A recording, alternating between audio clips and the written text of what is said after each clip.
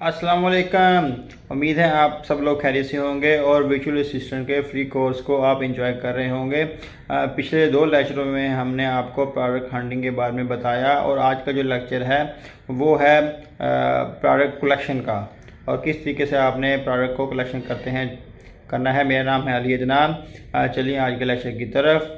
Product जो collection के 2 तरीके हैं। एक तरीका जो है मैनुअल तरीका है, जो आप खुद से अपनी जो की वगैरह सर्च करके जो मार्केट में मुख्तलिफ वेबसाइट पे जाके अमेज़न की वेबसाइट पे आप सर्च करते हैं। दूसरा तरीका है टूल के ज़रिए आप जो है डाटा कलेक्शन करते हैं। सबसे पहले आज मैं आपको बताता हूं कि मैनुअल तरीके से किस तरीके से आप डाटा कलेक्शन करते हैं। मिसाल के तौर पे आपने ब्लू पेन है जो उसके बारे में आपका जो माइंड है कि आपने मार्केट में सेल करनी है, तो आप अमेज़न की वेबसाइट पे जाएंगे, वहाँ पे लिखेंगे ब्लू पेन यहाँ सर्च बार में, तो वहाँ पे आप देखेंगे कि सेलर इन पाकिस्तान। तो आप लोगों ने उस पर जो है क्लिक नहीं करना है, तो वो आपको सिर्फ जस्ट पाकिस्तान में जो सेलर हैं, जो लोग सेल कर रहे हैं, वो आपको दिखा देगा।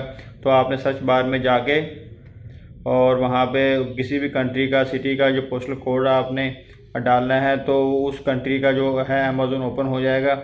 बहुत सारे लोग कहेंगे कि हमारे पास है वो कुछ मुख्तलिफ कंट्री का जो है वो पोस्टल कोड वगैरह जो नहीं है, तो इसका जो है ढूंढना बहुत आसान मुश्किल नहीं है, बहुत आसान है। आप गूगल पे जाएं और वहाँ पे किसी भी कंट्री का नाम लिखें, फ्रांस का नाम लिखें, आगे पोस्टल कोड लिख दें, या आप जर्मनी का, यूएसए का, किसी का भी नाम लिखे अगर पोस्टल कोड लिखते हैं तो वो आपको वहाँ का पोस्टल कोड आसानी से बता देगा। तो फिर आपने वहाँ से कॉपी करना है और वहाँ पे जाके आपने पेस्ट कर देना है। मिसाल के तौर पे आपने अमेज़न यूएसए मार्केट में सेल करना है, तो आप अमेज़न यूएसए का जो है वो पोस्टल कोड डालेंगे, तो वहाँ पे आप अपनी जो कैटेगरी है, अपना जो कीवर्ड है, उसके बारे में लिखेंगे कि अपना ब्लू पेन। तो आप ब्लू पेन लिखेंगे तो आपका जो आपकी जो कैटेगरी के मुताबिक जो फर्स्ट पेज पे है वो ब्लू पेन ही शो होना चाहिए और उस पर ही फोकस करनी है। वो देखें कि आपका कंपटीटर वो कितनी जो है कैटेगरी में सेल कर रहा है। उसके बाद आपने जो है उसकी रेटिंग देखनी है उस प्रोडक्ट की।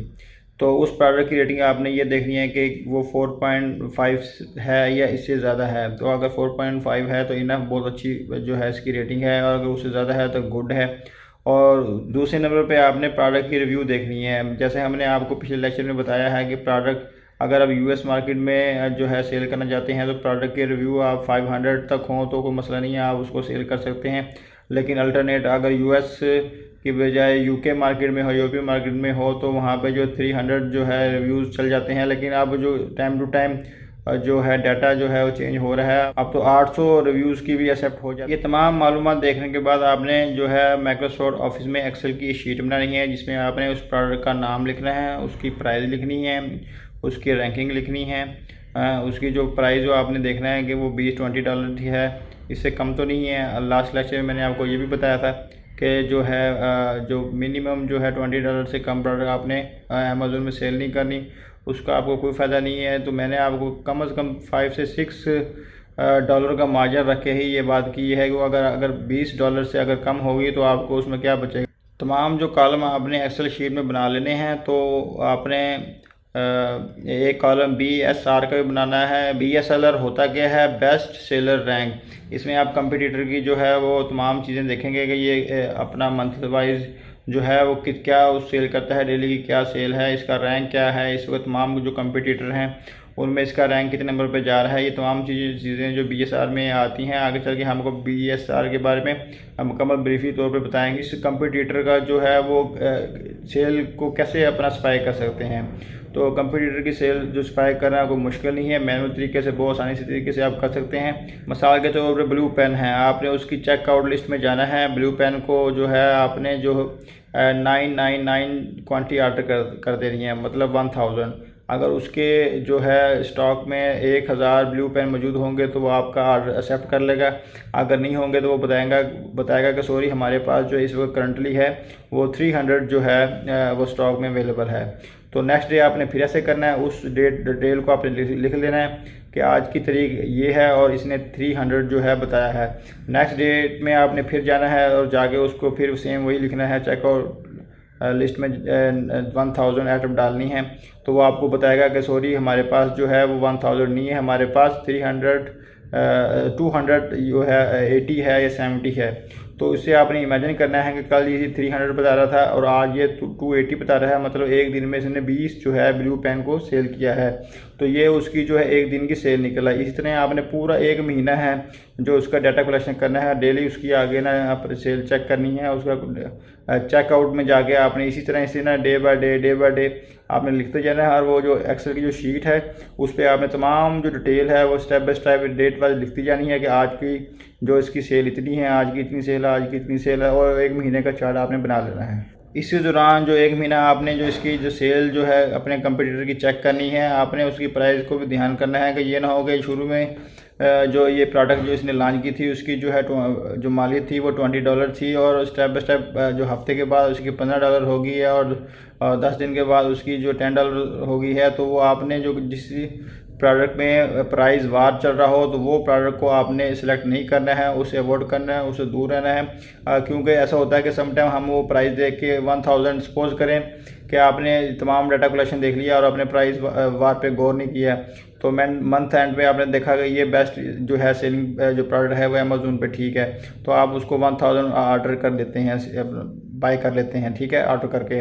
तो होता क्या है, अगर नेक्स्ट में देखते हैं वो प्राइस वार चल रहा था तो वो प्रोडक्ट जो है ग्रेजुअली है वो $15 पे आ गई है और वो $10 पे आ गई है। तो आपने जो परचेज की थी, आपका तो जो रेट था खरीदने का वो था ऊपर, तो वो प्राइस बार की वजह से वो कंपटीटर आपके जो है लो रेट पे बेच रहे हैं। तो फिर आपकी जो $20 से जो आपने जो काउंटिंग की थी कि मैंने तमाम चीज़ें हैं वो $20 से ऊपर सेल करनी है, लेकिन अल्टरनेटिव आपका जो कंपटीटर होगा मार्केट में वो तो $20 से कम बेच रहा होगा, तो इस तरह आपकी जो सेल है डिक्लाइन हो जाएगी और आपका जो है माल है वो अमेज़ोन के वेयर हाउस में वो पड़ा जो है वो आपको एक्स्ट्रा एडिशनल फीस अदा करनी पड़ेगी और आपको इसका नुकसान का सामना करना पड़ेगा। तो इस चीज़ से आपने अवॉइड करना है। तो मैंने आपको बताया कि आपने किस तरह जो है वो डाटा को इकट्ठा करना है, किस तरह जो आपने अपनी कंपटीटर की जो है सेल को चेक करना है, स्पाई करना है। मैंने आपको आज ये बताया कि आपने किस तरह एक्सेल शीट जो है बनानी है, उस पर जो अपना डाटा कलेक्शन लिखना है,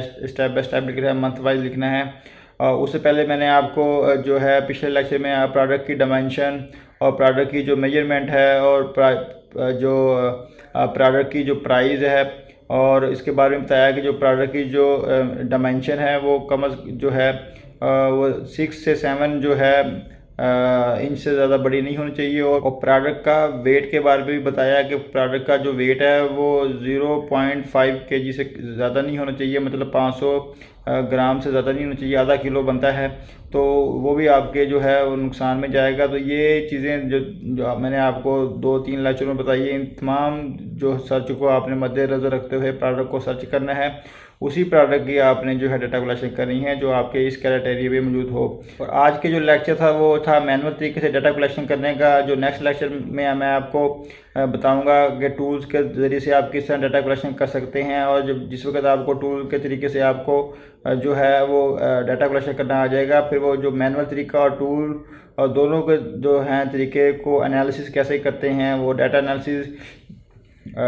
एनालिसिस की जो वीडियो भी हुआ इंशाल्लाह मैं आने वाले दिनों में आपको जो है वो भी बताऊंगा। अगली वीडियो तक हमें इजाज़त दीजिए। आप अपना और अपने घर वालों का और अपने इर्द गिर्द के तमाम लोगों का ख्याल कीजिए। पाकिस्तान जिंदा।